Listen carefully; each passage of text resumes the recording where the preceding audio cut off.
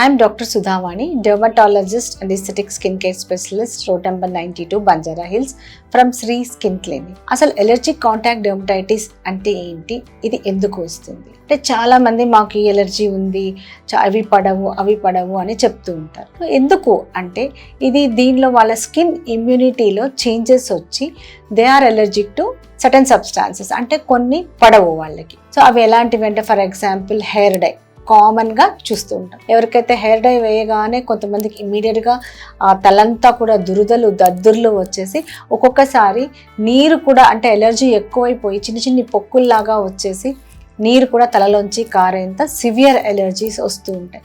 కొంతమందికి mild itching ఉంటుంది. అంతేకాకుండా కొంతమందికి బొట్టు పెట్టుకుంటూ ఉంటారు, కుంకుమ పెట్టిన చోట ఎలర్జీస్ వస్తాయి. సో వీళ్ళకి కుంకుమే కాదు, తిలకం పెట్టినా కానీ లేకపోతే బింది స్టిక్కర్ పెట్టినా కానీ ఎలర్జీస్ వస్తాయి.